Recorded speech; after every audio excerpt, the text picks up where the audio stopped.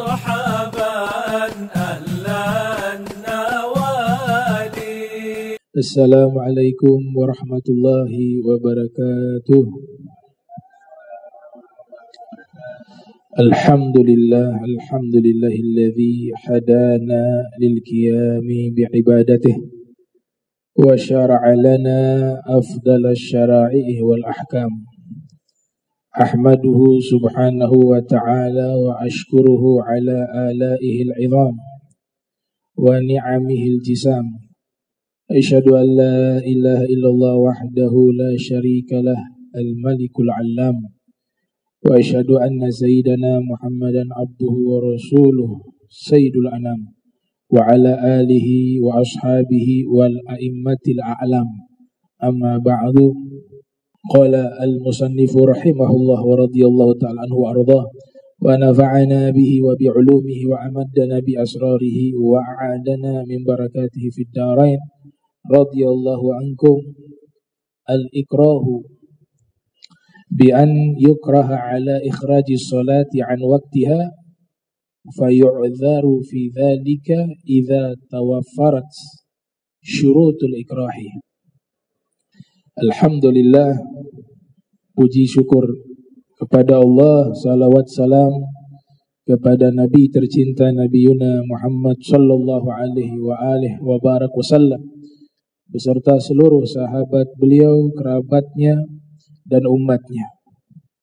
Yang saya muliakan, saya hormati seluruh imam Masjid Al-Amin, yang saya muliakan pengurus, muadzin, wal hadirin hadirat yang sama-sama dimuliakan Allah Subhanahu wa taala.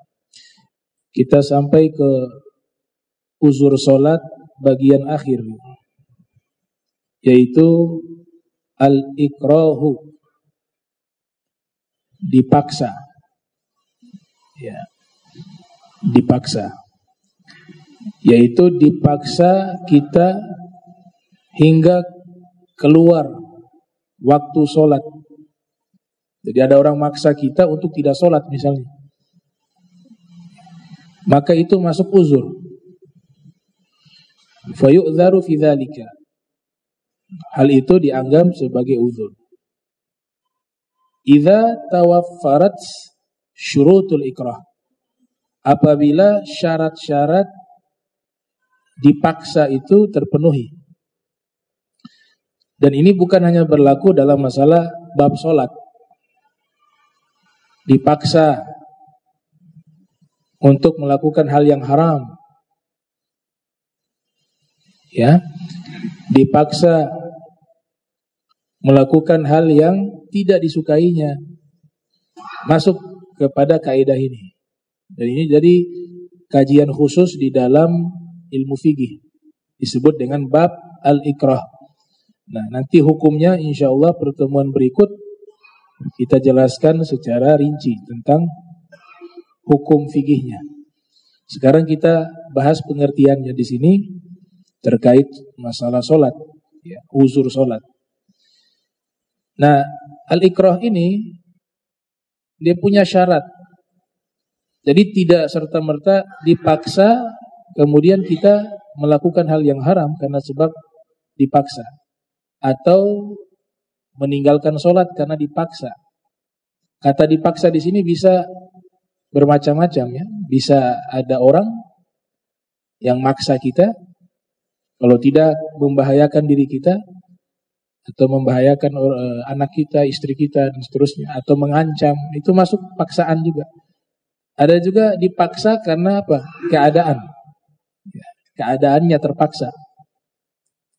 Di sini ada 4 syarat. Wa syurutul ikrahi arba'atun, ya. Syarat-syarat dipaksa itu ada 4. Atau syarat-syarat terpaksa itu ada 4. Yang pertama, qudratul mukrihi ala tahqiqi ma haddada bihi biwilayatin au taghallubin. Kemampuan orang yang memaksa. Kemampuan orang yang memaksa, yang dimana orang yang memaksa ini dia bisa melakukan apa yang dia ancam. kamu kalau sholat saya bunuh kamu. Itu ancaman. Ancaman.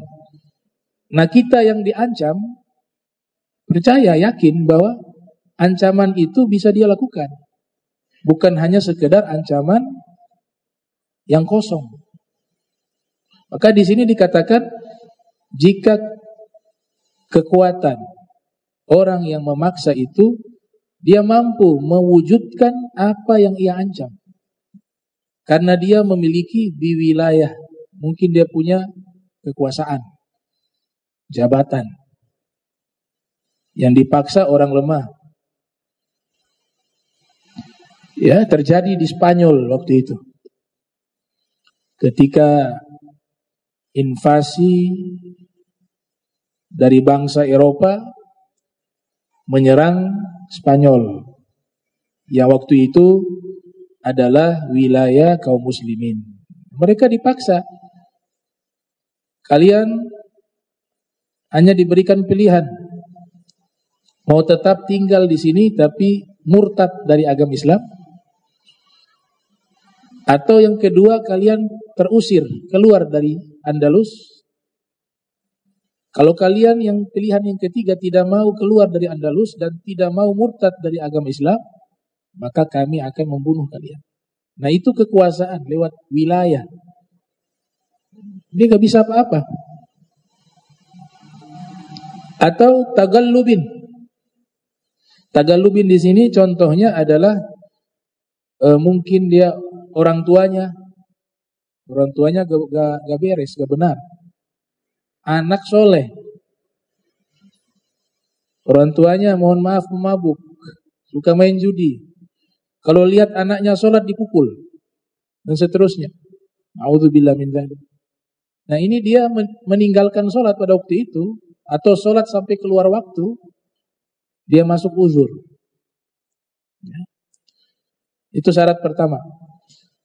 Syarat kedua, azzul mukrahi an daf'i ma ukriha bihi biharabin au istighatsatin. Orang yang dipaksa itu tidak mampu melawan, ya. Dia gak mampu melawan, tapi kalau dia mampu melawan, ya silakan. Tapi kalau dia tidak mampu melawan atau menghindari dengan dia kabur dari orang tersebut atau meminta pertolongan, nah ini juga termasuk syarat. Jadi yang dipaksa itu tidak punya kemampuan membela diri, tidak punya kemampuan melawan. Yang ketiga, zannul mukrahi annahu inimtana'a fa'ala mukrihu ma khawwafahu bih. Yang dipaksa ini yakin bahwa ancaman tersebut yang disampaikan oleh orang yang memaksa itu benar akan terjadi. Jadi sekedar dia yakin saja. Yakin. Percaya, wah ini kalau dia ancam bahaya nih. Dia melarang kita melakukan hal-hal baik. Pada waktu itu masuk kepada hukum al-ikrah, orang yang dipaksa. Dan yang keempat, an la takuna hunaka gharinatu ikhtiyarin. Yaitu paksaan tersebut sifatnya tidak ada pilihan. Dan paksaan tersebut tidak sampai membahayakan dirinya. Maka tidak boleh dia meninggalkan hal-hal yang wajib atau dia melakukan hal-hal yang dilarang oleh syariat untuk mengikuti paksaan orang tersebut. Contoh sederhana, diajak mabuk anak muda. Dia punya teman pergaulan mabuk. Bilang ke dia, kamu minum. Itu dipaksa kan? Minum. Kalau kamu mau masih bergaul dengan kami, masih ikut gengnya kami, kamu harus minum. Nah ini bukan paksaan. Lebih baik ya sudah saya gak mau ikut geng kalian, aman. Artinya ada pilihan. Beda kalau tidak minum saya bunuh kamu. Nah, dia tahu orang ini punya kemampuan itu. Dan dia tidak mampu melawan. Atau mereka banyak, mereka keroyok. Syariat memaafkan. Itu. Pada waktu itu ya, syariat memaafkan. Itulah namanya bab al-ikrah. Di dalam hadis Rasul Muhammad sallallahu alaihi wasallam, riwayat Al-Imam Ibn Majah. Ibnu Majah dibaca Ibnu Majah pakai sukun di belakang. Lahir 209, wafat 273 di dalam sunannya. Juga hadis ini riwayat Al-Imam Al-Baihaqi.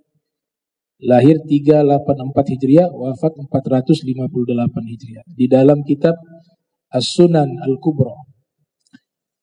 Rasul bersabda sallallahu alaihi wasallam, Innallaha ta'ala tazawazali an ummati al-khoto'a wa nisyana wa mastukrihu alaihi. Sesungguhnya Allah memaafkan, memaklumi kepada umatku 3 hal. Artinya Allah Ta'ala menganggap ini bukan suatu perbuatan dosa. Sekalipun perbuatan itu dalam pandangan kita itu perbuatan yang salah. Yang pertama al-khoto'ah, keliru, gak sengaja. Bahasa kita tidak sengaja. Itu dimaafkan, tidak dicatat sebagai dosa. Yang kedua lupa. Yang ketiga dipaksa. Dipaksa melakukan hal yang haram atau dipaksa meninggalkan kewajiban. Di kota besar itu mencari nafkah susah. Saya secara pribadi alami itu, artinya ada pengalaman orang yang mengalami keadaan ini. Orang tuanya dua-duanya meninggal. Di Jakarta tidak punya keluarga. Punya adik masih SD, masih kecil. Dia sendiri, di perempuan. Cari nafkah sendiri. Waktu itu dia hanya bisa kerja di satu toko yang ternama ya. Waktu itu aturannya harus buka hijab. Kalau pakai hijab, jilbab, tidak diterima. Dan dia sudah berusaha mencari pekerjaan lain. Orang tuanya meninggal, dia yang menyambung tugas orang tua untuk menafkahi saudara-saudaranya. Nah dia kerja di situ. Bertanya kepada kami, pada guru kami, mengatakan, ya untuk sementara kamu terus kerja di situ. Tapi saya biasa pakai hijab. Karena keadaan dia sudah berusaha mencari, dan ini tidak bisa sepi dari nafkah. Sekolah tetap jalan, makan, minum. Maka waktu itu dibolehkan dia kerja di situ sambil berusaha terus mencari pekerjaan yang lebih baik, yang tidak melarang memakai hijab. Alhamdulillah beberapa bulan hanya dia terima pekerjaan yang lebih baik di bandara Soekarno-Hatta dan menggunakan hijab, dan gajinya lebih besar daripada kerja di toko tersebut. Nah ini kan namanya ikrah, dipaksa. Kadang-kadang hukum itu kita harus lihat keadaan orang juga. Kalau kita mengatakan oh haram, kamu harus keluar. Oh baik, kalau seperti itu silakan. Hukum fikih itu hanya bicara halal, haram, makruh, mubah. Gak lihat keadaan orang susah atau seterusnya, gak dilihat itu. Maka dibutuhkan ilmu lainnya. Ilmu tasawuf, ilmu akhlak, ilmu simpati. Nah, saya katakan boleh dia haramkan. Oh gak boleh, haram itu, buka hijab. Silakan mengatakan begitu. Tapi selama dia usaha cari kerja belum ketemu, kamu yang berfatwa itu haram, kamu nafkahi dulu. Kamu beramal juga dong. Dia juga beramal, yang berfatwa juga beramal. Begitu. Bab al-ikrah. Makanya Nabi katakan Allah mengampuni orang-orang yang dalam keadaan dipaksa. Dipaksa berarti ada yang memaksa. Ya, keadaan juga. Kalau tadi kan keadaan yang memaksa dia. Keadaan. Ada satu tokoh ulama besar ya. Ulama ini istimewa. Kalau kita membaca managibnya itu disebut beliau sebagai falakiyun, fakihun, musikiyun, mutakallimun, lugawiyun. Beliau seorang ulama ahli ilmu astronomi, ahli fikih, ahli kalam, dan musisi, musikiyun. Ya, beliau suka main musik, tapi lirik-liriknya itu mengajak kepada tafakkur. Tidak ada lirik-lirik yang haram. Ya, mahir beliau. Dan ahli bahasa Arab. Beliau hidup di masa Timor Leste, ya, yang berpusat di Samarkand. Timor Leste seorang pemimpin. Timor Leste sangat cinta kepada beliau. Nah, beliau diberikan gelar Asy-Syarif As-Sayyid. Buat Asy-Syarif As-Sayyid. Karena kedua orang tuanya punya nasab yang berbeda. Yang satu nyampe ke Sayyidina Husain, yang satunya nyampe ke Sayyidina Hasan. As-Sayyid Asy-Syarif. Namanya Imam Al-Jurjani. Lahir sekitar tahun 740 Hijriah. Wafat 816 Hijriah. Di dalam kitab At-Ta'rifat, ya, kitab ini kamus ya, membahas tentang apa? Definisi-definisi. Beliau ketika menerangkan makna al-ikrah itu artinya hamlul ghairi ala ma yukrahu bil wa'id. Yang namanya al-ikrah artinya memaksa orang lain untuk melakukan hal yang tidak diinginkan atau tidak disukai, bil wa'id, disertai dengan ancaman. Ada ancaman di situ. Nah, luar biasanya bahasa Al-Quran wa bahasa hadis Rasul kalau menyebutkan wa'adun itu artinya janji yang isinya baik, as-sawab. Tapi ketika pakai ya dari kata yang sama, wa'idun artinya al-iqab, sanksi atau berita yang isinya keburukan. Kalau wa'adun itu isinya kebaikan. Dan sampai Allah Ta'ala sendiri, Allah Subhanahu wa Ta'ala sendiri menyatakan bahwa tidak boleh kita umat Islam memaksa orang lain untuk memeluk agama Islam. Dilarang sama Allah. Di surat Al-Baqarah ayat 256, la ikraha fid din qad tabayyana ar-rusydu minal ghayy. Enggak boleh memaksa orang untuk masuk ke dalam agama Islam. Yang diperintahkan apa? Mengajak, bukan memaksa. Ud'u ila sabili rabbika bil hikmah. Qul hadhihi sabili ad'u ila Allah ala basir. Jadi tugas kita mengajak, bukan memaksa. Makanya paksaan ini pun Allah mengharamkan. La ikraha fid din qad tabayyana ar-rusydu minal ghayy.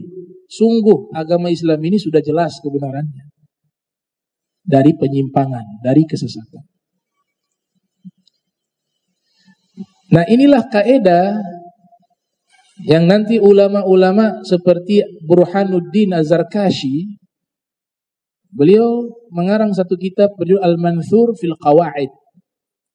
Ulama kelahiran tahun 745 Hijriah, wafat 794 Hijriah. Beliau menyebutkan ada kaidah akhirnya keluar di dalam ilmu al-qawaid al-fiqhiyah yang disebut dengan ad-darurat tubihul mahdzurat. Keadaan terpaksa dan darurat itu membolehkan hal-hal yang sebelumnya dilarang. Tentu dengan syarat-syarat, dengan kaidah-kaidah yang nanti akan dijelaskan lebih rinci di pertemuan berikut. Sampai-sampai beliau mengatakan, dan ini terbantukan di zaman sekarang nih, fatwa beliau tuh abad 7 Hijriah, terbantukan di zaman sekarang. Beliau mengatakan, idza amma al-haramu qatran bihaitsu la yujadu fihi halal illa nadira fa innahu yajuz isti'malu ma yahtaju ilaihi. Yang artinya jika seseorang berada di satu negeri yang mayoritas negeri itu bukan orang Islam, dia tinggal di negeri itu. Mungkin zaman dulu langka ya, ada orang yang tinggal di luar negeri, tapi tidak sebanyak, tidak semasif zaman kita. Tinggal di negeri, yang negeri tersebut lebih banyak sesuatu yang haram. Kita rincikan, kita kecilkan penjelasannya. Makanan misalnya, dia tinggal di Jepang.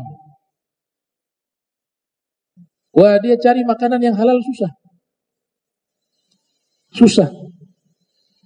Kata Imam Az-Zarkashi, ketika hal itu terjadi, dia tinggal di negeri yang sulit sekali mendapatkan makanan yang halal. Kalaupun dapat, jarang, susah. Maka waktu itu boleh dia mengkonsumsinya sebatas menghilangkan rasa, bukan, sebatas menyelamatkan hidupnya. Kalau sampai nikmati, sampai kekenyangan, oh memang suka. Bukan darurat. Maksudnya darurat itu ya dia sudah usaha cari, gak dapat. Ini sudah berapa hari gak makan. Sekedarnya. Nah ini kaidah terbantukan zaman sekarang. Ada riset ilmiah orang-orang yang tinggal di kutub utara sana, daerah yang selalu salju, dingin. Itu kan menghangatkan tubuh mereka dengan khamar, minuman keras. Waktu itu jika ada seorang muslim di tempat tersebut, setelah dia berusaha mencari sesuatu yang halal untuk menghangatkan tubuhnya dan dia sudah kedinginan sekali, takutnya sekarat, yang ada hanya khamar waktu itu, maka fatwanya Imam Zarkashi, juga mazhab Hanafi ya. Mazhab Hanafi, mazhab lain juga ada tapi lebih spesifik ke mazhab Hanafi yang juga menyatakan boleh menjual di daerah-daerah non-muslim jika yang halal sudah sulit untuk dijual, tidak laku. Dengan syarat di daerah wilayah non-muslim mayoritas. Maka fatwa ini berlaku mengatakan boleh pada waktu itu sehajatnya. Sehajatnya. Biqadril hajah. Ad-darurah biqadril hajah. Darurat itu seukuran hajat, kebutuhan. Kenapa demikian? Tadi al-ikrah, keadaan yang memaksa. Keadaan yang memaksa. Al-ikrah. Baik. Nah sehingga disinilah keluar kaidah salah satu ulama Indonesia yang alim, kabir, musnidul asr julukannya, Syekh Yasin Al-Fadani, dalam kitab usul fikih beliau, kalau tidak salah judulnya Al-Fawaid Al-Janiyah fil Qawaid Al-Fiqhiyah. Di situ beliau mengatakan dari sinilah keluar kaidah yang menjadi asas dari usul fikih, juga Al-Qawaid Al-Fiqhiyah, al-masyaqqatu tajlibu taisir. Keadaan yang sulit bisa kau jadikan untuk mudah dengan ketentuan-ketentuan hukum tentunya yang dijelaskan oleh para ulama. Maka sebab itu ada satu ulama namanya Syekh Abdurrahman bin Saleh Al-Latif. Beliau menulis tentang kasus masalah ini jadi satu kitab berjudul Al-Qawaid wa Dhawabit Al-Fiqhiyah Al-Mutadamminatu Litaisir. Nah kitab ini membahas tentang kasus-kasus keadaan terpaksa di mana syariat memberikan ruang untuk memberikan kemudahan dengan ketentuan-ketentuan. Sesuai judulnya Ad-Dhawabit itu regulasi hukum, ketentuan-ketentuan. Al-Qawaid artinya kaidah-kaidahnya. Dan Allah Ta'ala sendiri menyatakan di dalam Al-Quran, tujuan hukum itu sebenarnya bukan untuk mempersulit. Hukum ini ada untuk mempermudah. Makanya Al-Muwafaqat, kitab ajib, Al-Imam Syatibi menulis kitab Al-Muwafaqat tentang usul fikih, tentang al-maqasid asy-syar'iyyah. Beliau mengatakan bahwa hukum itu tujuannya menyelamatkan, bukan membinasakan. Kenapa dilarang? Kita harus paham, ketika ada yang dilarang oleh syariat, pasti di situ ada kebaikan. Gak ada sesuatu yang baik kemudian syariat melarang. Itu yang pertama. Yang kedua, tujuan Allah menetapkan syariat ini bukan untuk menyusahkan kita. Dipilih hukum yang mudah bagi kita. Apalagi hukum Islam. Maka Nabi SAW, dan dalam Al-Quran tadi saya katakan Allah Ta'ala berfirman di surat Al-Baqarah ayat 185, yuridullahu bikumul yusra wala yuridu bikumul usra.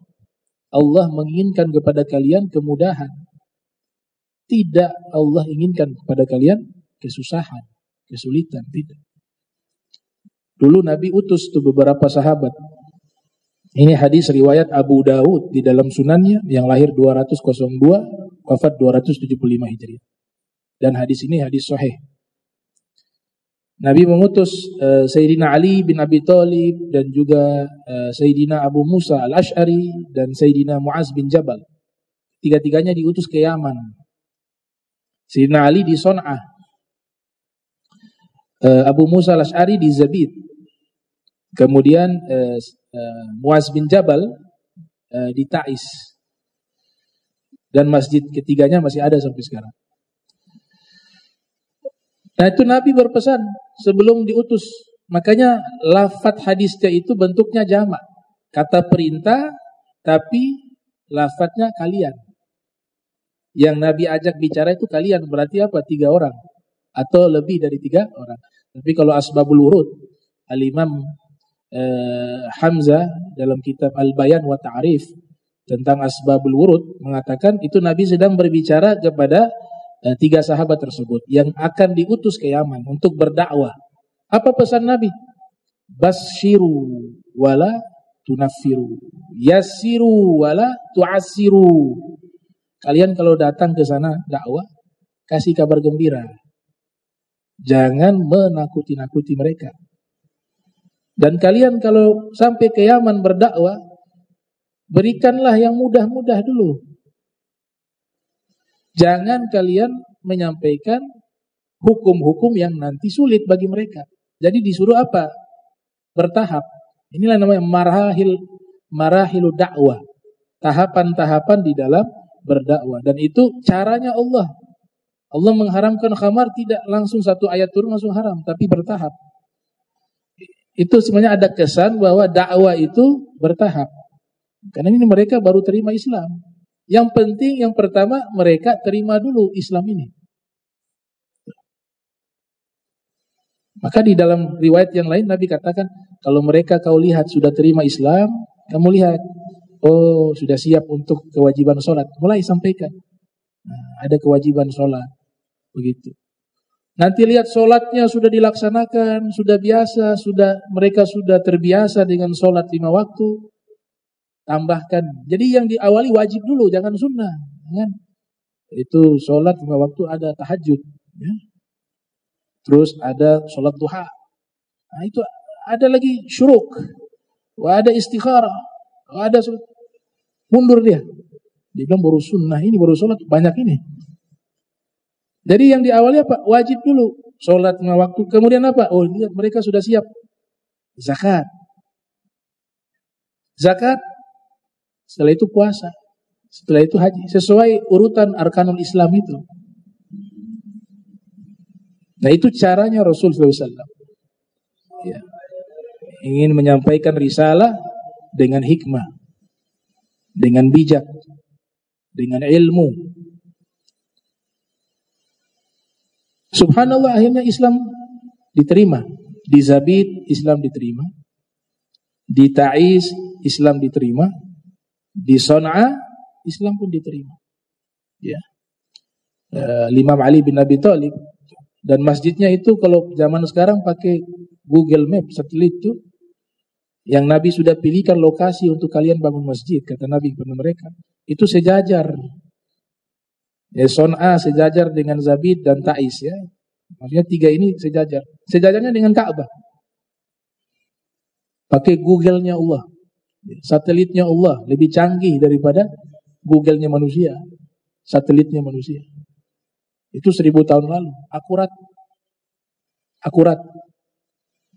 Dan banyak yang masuk Islam yang pakar di bidang ini, mereka takjub. Kok bisa akurat itu di zaman itu? Itu jaraknya jauh. Nah, pakai apa? Wahyu. Pakai ilmunya Rasul Muhammad sallallahu alaihi wasallam. Al-ikrah.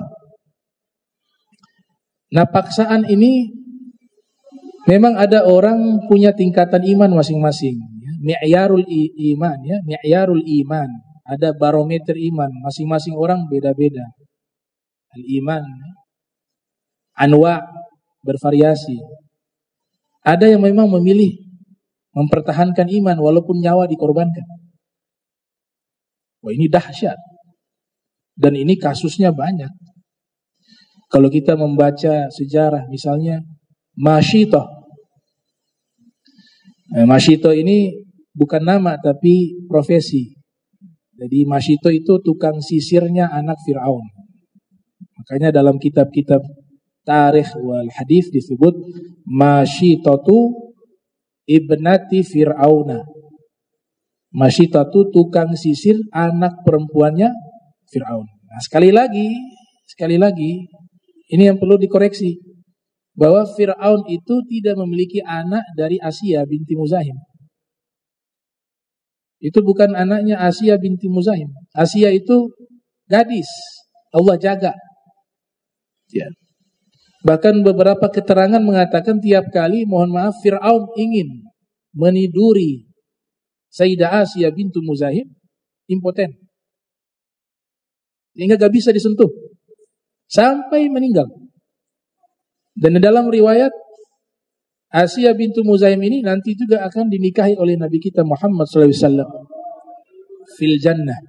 Imra'atun solehatun. Wanita yang soleha. Dan Allah sebutkan doanya di dalam Al-Quran. Walaupun tidak sebut nama. Tapi ulama tafsir mengatakan itu Asia bintu Muzahim. Dan termasuk khairun nisa'il alamin. Wanita terbaik sealam jagat raya. Di antaranya adalah Imra'atu Fir'aun, Asia bintu Muzahim. Jadi anak itu bukan dari Asia. Nah, ini riwayat dari Abdullah bin Abbas. Ibnu Abbas menceritakan bahwa Rasulullah SAW ketika melakukan perjalanan Isra bersama malaikat Jibril melewati satu tempat. Tempat itu ketika Nabi lewati dengan malaikat Jibril mengeluarkan aroma wangi. Raiha thayyibah dalam hadis disebut. Raiha thayyibah. Aroma yang wangi. Ya, simulasinya Nabi bertanya. Sebenarnya Nabi juga tahu. Nabi mampu menceritakan sejarah para anbiya terdahulu. Masa sejarah Masyitoh Nabi tidak tahu? Cuma simulasi dan juga tawaduknya Nabi. Nabi bertanya kepada malaikat Jibril. Ini keterangan dari Syekh Abdul Wahab Sya'rani ya, dalam kitab Al-Anwar Al-Qudusiyah yang lahir 898 Hijriah, wafat 973 Hijriah. Bahwa Nabi ketika bertanya kepada malaikat Jibril itu hanya simulasi. Karena posisi malaikat Jibril adalah muridnya Nabi. Sedangkan Nabi adalah gurunya. Tapi simulasi, beginilah cara mendapatkan ilmu, harus banyak bertanya. As-su'al miftahul ilm.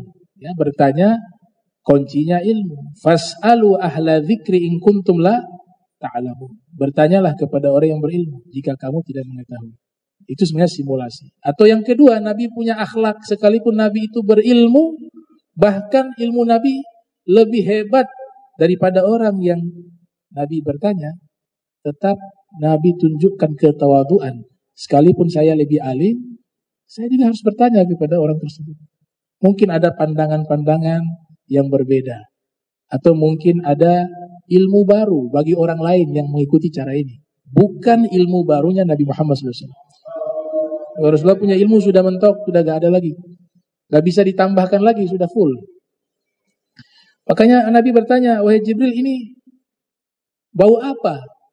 Nah, Jibril mengatakan, ini ada seorang wanita soleha, masyitoh. Memang dalam kitab-kitab gak disebutkan namanya siapa. Hanya disebutkan gelar atau profesinya. Ma sya'nuha, kata Nabi. Bagaimana keadaannya sehebat ini? Kok bisa Allah muliakan ya? Kata Jibril, itu kuburannya Masyitoh dengan anak-anaknya. Anaknya ada dalam riwayat 5 orang. Yang satu bayi, kasihan. Umurnya kalau kita analisa 2 tahun ke bawah. Karena dalam hadis disebut anak itu yang paling bungsu masih menyusui. Bahasa Al-Quran menyusui itu wa fisaluhu amain. Fisal menyusui itu 2 tahun. Berarti anak ini usianya 2 tahun ke bawah. Kemudian Nabi bertanya lagi, apa yang dia lakukan atau amalan apa yang dia lakukan sehingga Allah muliakannya ala sabilil hikayah. Maka Jibril menceritakan bahwa dia adalah seorang wanita yang soleha, termasuk orang-orang yang beriman kepada Nabi Musa di dalam istana Fir'aun. Suaminya akhfa islamahu, menyembunyikan keislamannya, akhirnya diketahui oleh Fir'aun, dibunuh. Suaminya dibunuh. Masyitoh menyembunyikan keislamannya bersama dengan Asiyah bintu Muzahim dan suaminya. Nah, satu ketika Masyitoh sedang menyisir rambut dari anak perempuannya Fir'aun. Tiba-tiba tidak sengaja jatuh itu sisir. Ketika jatuh itu sisir, diambil itu sisir, baca Bismillah. Maka anak perempuan Fir'aun mengatakan, kau sebut nama ayah saya. Jadi Bismillah itu dipikir Tuhan itu Fir'aun.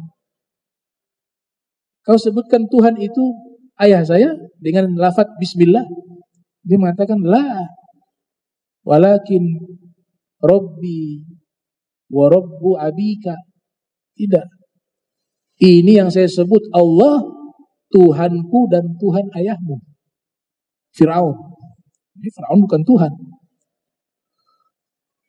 Kalau begitu saya akan laporkan ini kepada ayah saya.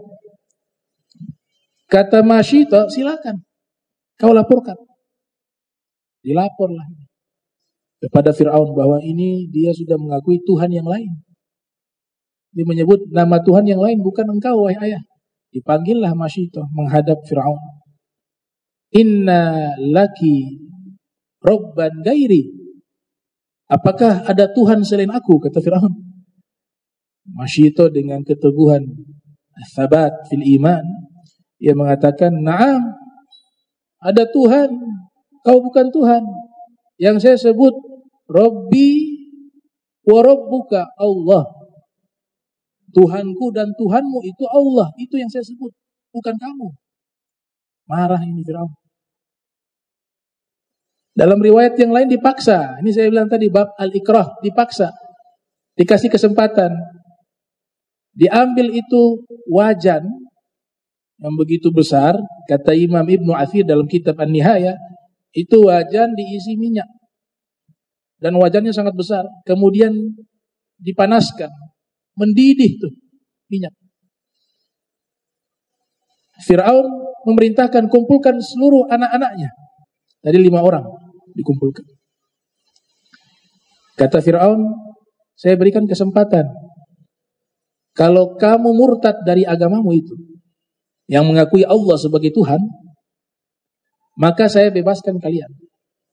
Tapi kalau kamu tetap teguh dengan agamamu itu, maka saya akan masukkan kalian di dalam tempayan yang berisikan minyak yang panas.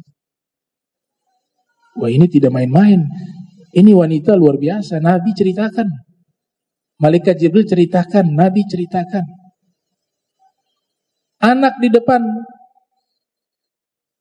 Fir'aun ingin mengganggu kejiwaannya, keteguhannya. Makanya yang pertama kali yang dimasukkan adalah anak-anaknya. Di minyak panas. Anak pertama wahidan fawahidan. 1 dibuang. Mendidih. Wafir riwayat keluar tulang. digoreng hidup-hidup.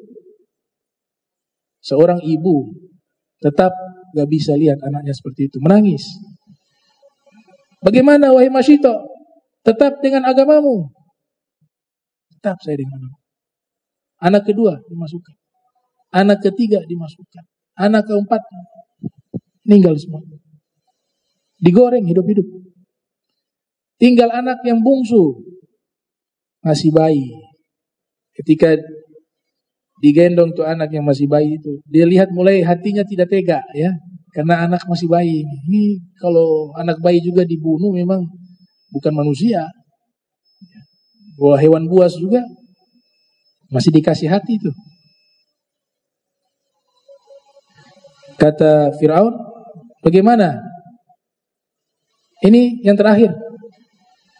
Mulai hatinya kasihan kepada anak itu. Sempat ada goncangan ya, dari keteguhannya. Tiba-tiba Allah izinkan itu anak berbicara. Ya ummah, isbiri, wahai ibu sabar. Fa innaki 'alal haq, kau berada di atas kebenaran. Iktahimi fi riwayah ukhra, ceburkan dirimu ke dalam minyak panas itu. Fa inna azabad dunya ahwan min azabil akhirah, karena sesungguhnya siksaan di dunia ini ringan sekali dibanding siksaan di akhirat. Loncat. Sebelum dia loncat, dia kasih wasiat kepada Fir'aun. Saya minta satu pesan boleh, satu wasiat. Permintaan satu saja. Kata Fir'aun, silakan kau minta apa? Saya minta tulang-tulang anak saya ini. Dan juga saya nanti, tulang-tulang kami semua dikumpulkan, dikafani dengan satu kain kafan. Dan saya minta untuk dikuburkan. Fir'aun mengatakan, baik, kami akan penuhi itu. Loncat sang ibu dengan anaknya. Subhanallah, istana dibangun di surga untuk mereka. Satu keluarga ini dapat istana besar di surga Firdaus. Ya. Nabi ceritakan mereka, Jibril ceritakan mereka, dan Allah sebutkan nama mereka. Nah ini saya bilang, level kayak begini, ini luar biasa. Ya. Dia tidak peduli, hatta nyawanya dikasih. Yang penting dia berada di atas jalan yang diridhoi oleh Allah Subhanahu wa taala. Itu pilihan. Nah, hadis ini dikomentari oleh Ibnu Abbas. Ibnu Abbas mengatakan takallama arba'atu sighar. Sepanjang sejarah manusia ada 4 bayi yang pernah bicara. Sepanjang sejarah manusia. Yang pertama Isa bin Maryam, Nabi Isa ya, dan itu Allah abadikan di dalam Al-Qur'an. Yang kedua, Sahib Juraij, kisah Juraij itu. Yang ketiga, Syahid Yusuf, saksinya Nabi Yusuf. Dan yang keempat, Ibnu ya, Masyitah, ibnati Fir'auna, yaitu anak laki-lakinya Masyitah, yang tukang sisir rambut putrinya Fir'aun. Itu kata Ibnu Abbas. Dan hadis ini hadis yang sahih. Ya, diriwayatkan oleh Imam Ahmad yang lahir 164 Hijriah, wafat 241 Hijriah di dalam musnadnya. Juga diriwayatkan oleh Ibnu Hibban yang lahir 270 Hijriah di dalam sahihnya. Dan juga diriwayatkan oleh Imam At-Tabrani di dalam Mu'jamnya yang lahir 260 Hijriah, wafat 360 Hijriah. Dan yang keempat, hadis ini diriwayatkan oleh Imam Al-Hakim di dalam kitab Al-Mustadrak yang lahir 321 Hijriah, wafat 405 Hijriah. Jadi kisah ini sangat menginspirasi ya, bahwa kita ats-tsabat, harus teguh di dalam agama kita.